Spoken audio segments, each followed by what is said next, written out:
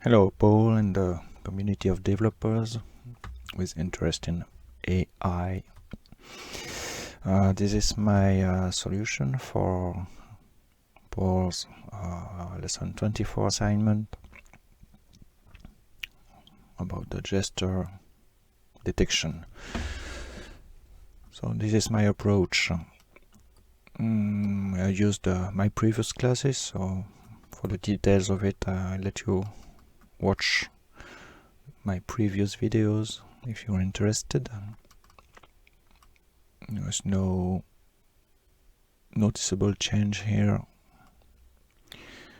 Pose face mesh in the class handy, which handles the hand detection.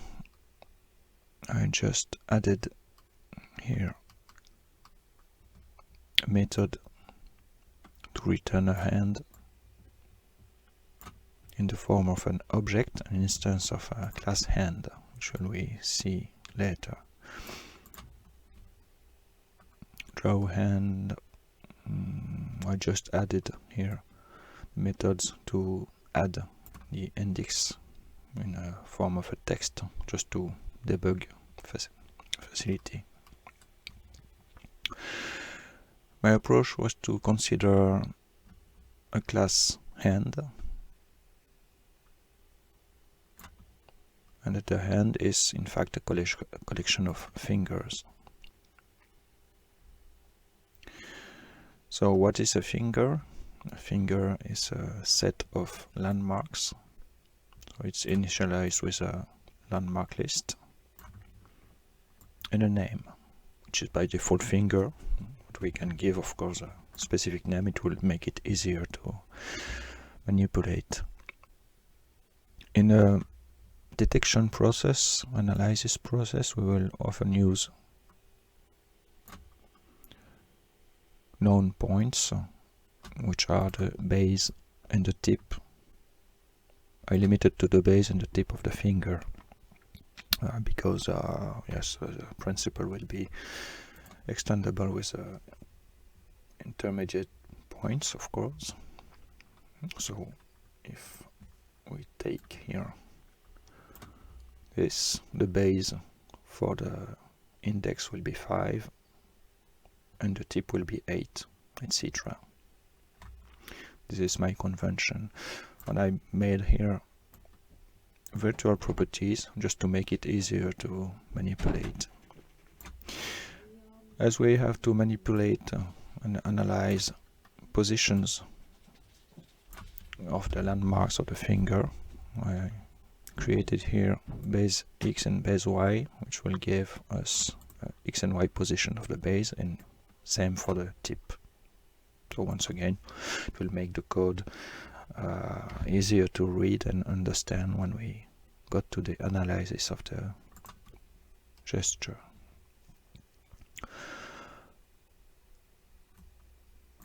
I implemented here a method which will be used in analysis. The method isRaised, which will return true if the finger is considered as raised, or false if the finger is considered as not raised. So for instance here, this is a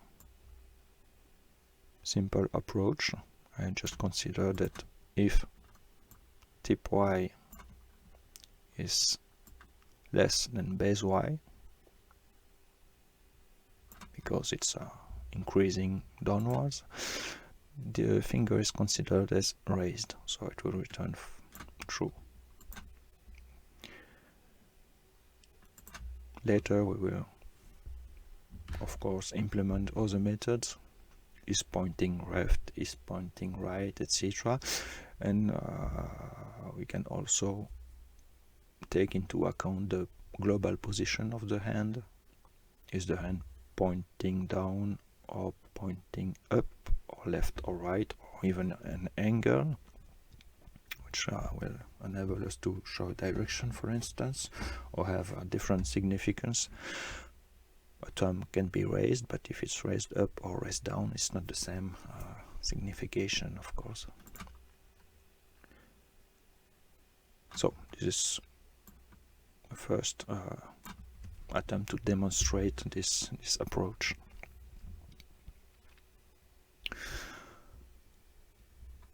I implement also here automatic method, so that will enable us to get a string representation of the finger. For the debug it will be useful. So we give the name and the list of landmarks. Okay, this is for one finger.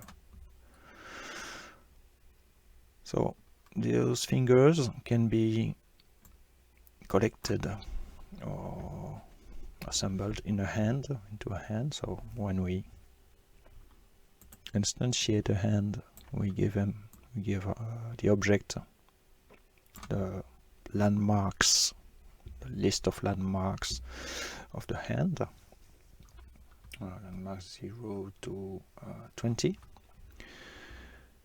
And once again, you can see the global use here. Oh, you see, it's I made a capture of Paul's demonstration. You can see the sketchpad in the background here.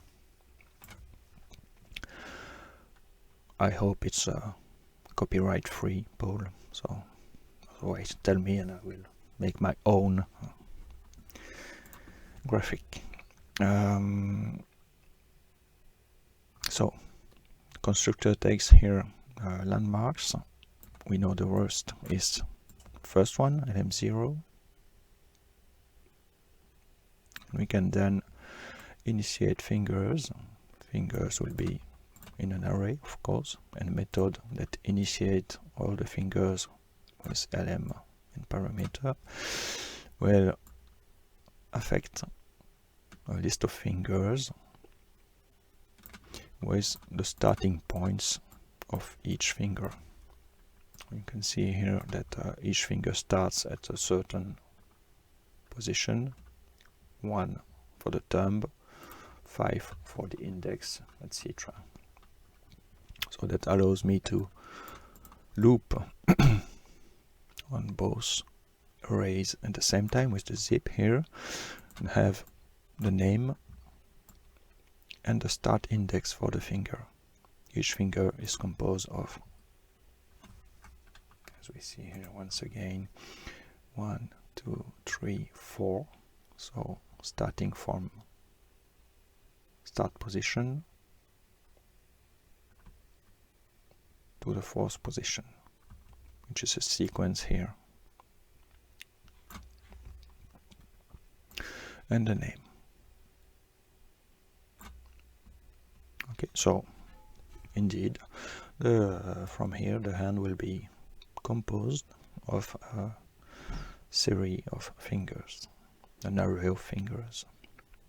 So to make it easier to manipulate and get rid of this access by indexes, I create the 5 virtual properties here, with each one returning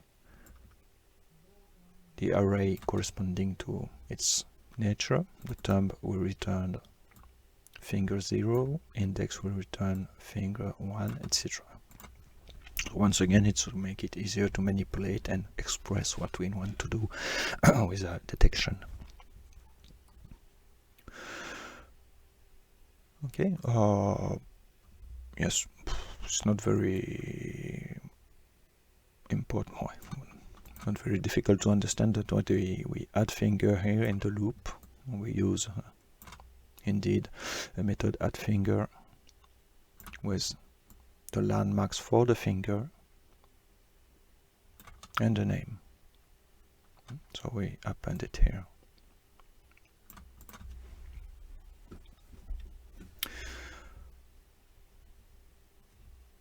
That's the method that adds a finger.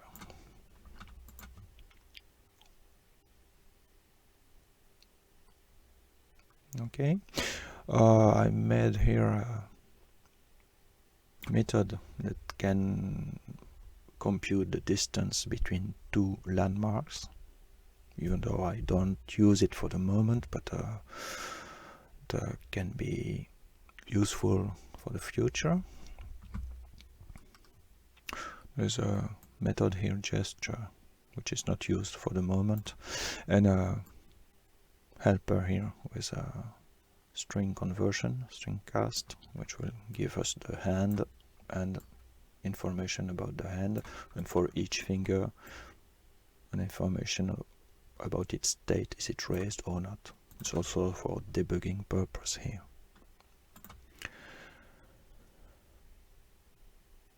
Okay, so how do we use this?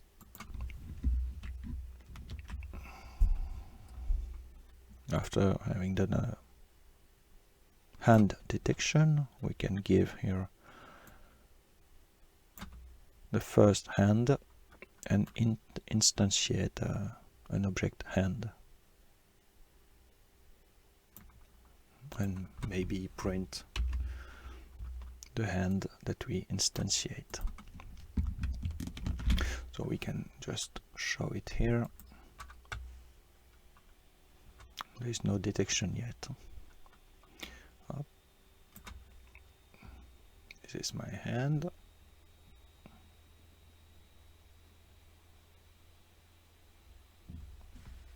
Good. Okay. So you see the beginning. I was raising 5 fingers, so my hand gives thumb to pinky at true, but the method is raised. And you can see the different landmark of each finger here. Okay, at the end I just raised thumb and index, so the other are false. So my method is raised. It's quite enough to detect the state of the finger, and it's working. Okay, so what do we do with this? It's not enough, of course. The following idea is to use some kind of gesture detector, gesture analyzer, which I called here gesture filter strategy. Later this filter strategy could be injected into the hand, but for the moment I keep it outside.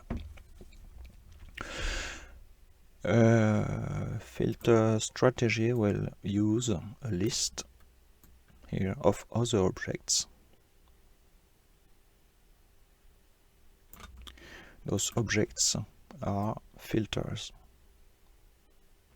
A filter is aimed to apply a treatment on an object and return true or false following the result of the treatment analysis here. So for instance, let's get the easiest one, maybe hi-fi filter. Each filter has a method which I called isMatching. It takes in parameter a hand, and the aim here is to analyze the hand and return true if the hand given matches the rules, the business rules of the filter. So to make it easier, the first approach, I used here a binary filter, 1 for raised, 0 for not raised, and 1 value for each finger.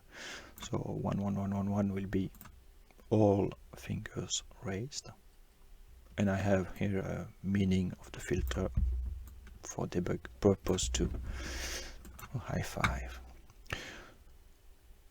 So what I want to do now is to compare the state of each finger, which I do here in a comprehension list.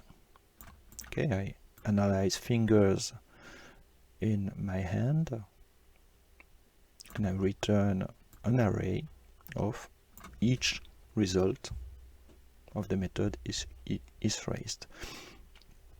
And I compare this with my self filter, which is here, but of course is raised method returns true or false, not 1 or 0. So to have the same type, I convert here each value of the filter. I could have declared my filter as true, true, true, true, true, but it's longer to type, so it's easier here to make it like this. A little bit lazy. Okay, and this is to illustrate my principle of one filter. The interest of this approach is that we can add filters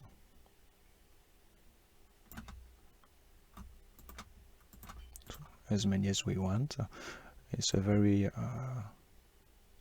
easy way to have a soft connection between gesture and filter.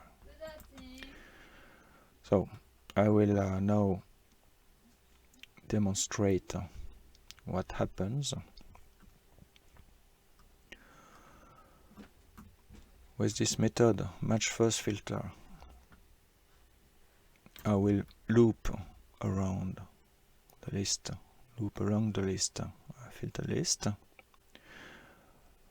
until I find a result here for matching filter on the hand that is true. So as soon as I get a true result, I will exit the loop. If I exit the loop without finding any filter, I will raise here an exception, which is no match error, that I just created here. So just a class that extends exception, so that I can use my analyzer, my gesture filter strategy, in a try except block. Okay, we see other filters here. Past lock filter. So for the lock filter, it's a little bit more complicated. We want the index and up, middle finger raised, but we want also them crossed in a horizontal position. So I have to check for the binary filter plus other condition, tip x of the index must be greater than tip x of the middle tip. And you see here why it's easier to make it on the object approach, because we can express and read things easier too. So now we return just the combination and for the those two conditions. Okay, number one filter, this one is easy, just one finger. What else? High five, we did it. The victory is needs a disambiguation with luck, because here you have to reverse the fingers. I think it's understandable. No, it's just to have a spread, not reversed. For luck is reversed. Here for victory you need to have a certain distance, horizontal distance between the tip of index and middle. So that's what we do here. I took a simple approach. I look here the distance, horizontal distance between the tips, and I want it to be here at least the half of the 8 of the index. That should match. I love you filter with index and pinky and thumbs. Otherwise it's a horn or rock and roll. Let me understand. So we just match the filter. Okay, the use of it now.